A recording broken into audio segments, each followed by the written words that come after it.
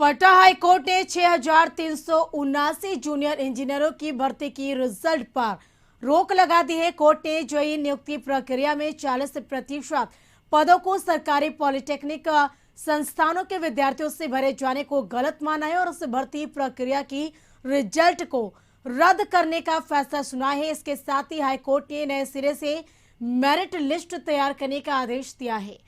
बिहार तकनीकी सेवा आयोग ने साल 2019 में 6,379 जूनियर इंजीनियरों की नियुक्ति के लिए विज्ञापन जारी किया था। राज्य सरकार ने इसमें 40% पदों को उन अभ्यर्थियों के लिए आरक्षित रखा था जिन्होंने राजकीय पॉलिटेक्निक संस्थानों से डिप्लोमा किया था। आरक्षण को लेकर रिजल्ट को पटना हाई कोर्ट में चुनौती दी गई थी।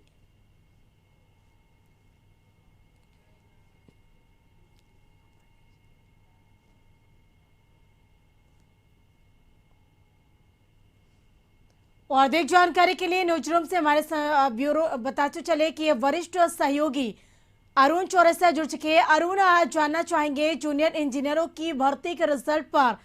रोक लगा दी गई है, फिलहाल ये पूरा मामला क्या है और क्या जानकारी इस खबर को लेकर?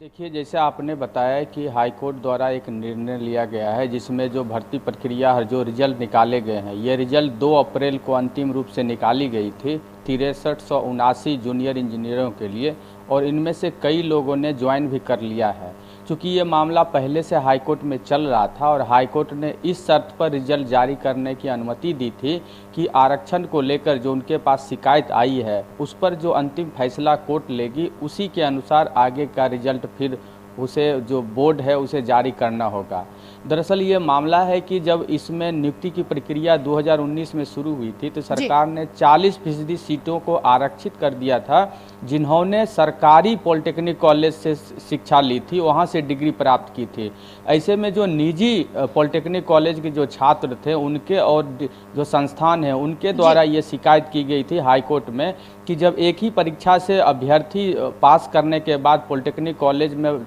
पढ़ाई किए और वहाँ से डिग्री ली तो फिर इन लोगों के साथ इस तरह का मतलब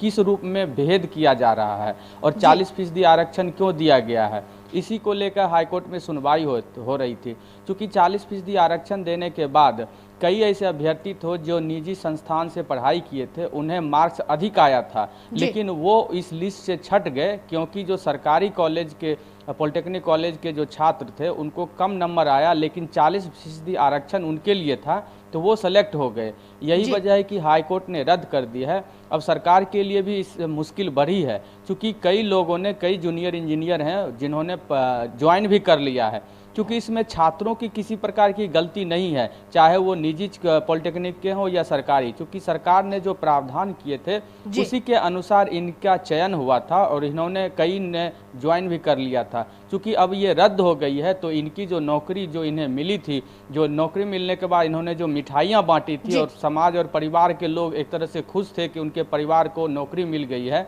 अब उनके लिए एक झटका है। लेकिन चूंकि हाईकोर्ट ने ये निर्णय दिया है तो अब इस निर्णय को सरकार को लागू कराना होगा और नए सिरे से काउंसलिंग होगी, नए सिरे से एक लिस्ट बनेगी और उस आधार पर फिर से 6379 नए लोगों को नौकरी दी जाएगी। बिल्कुल अरुण, क्या कुछ प्रक्रियाएं होंगी, क्योंकि हाईकोर्ट ने कहा है कि अब नए सिरे से मेरिट लिस्ट बनाने का जो आदेश दिया है तो किस तरीके से जो मेरिट लिस्ट है वो तैयार की जाएगी, क्या कुछ प्रक्रियाएं होंगी इसकी?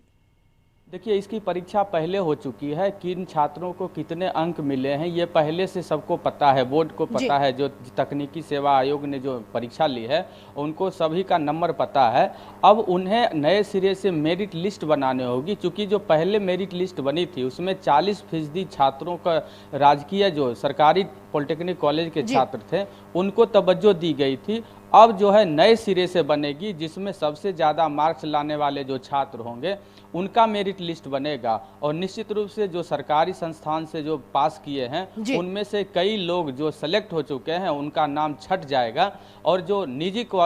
पॉलिटेक्निक कॉलेज से जो पढ़ाई की है और जिनका नाम छट गया था कुछ अंकों से, वो इस लिस्ट में आ सकते हैं। तो नए सिरे से लिस्ट बनेगी और उसके बाद जो है नियुक्ति की प्रक्रिया की जाएगी जैसा कि हाईकोर्ट ने आदेश दिया है। बिल्कुल।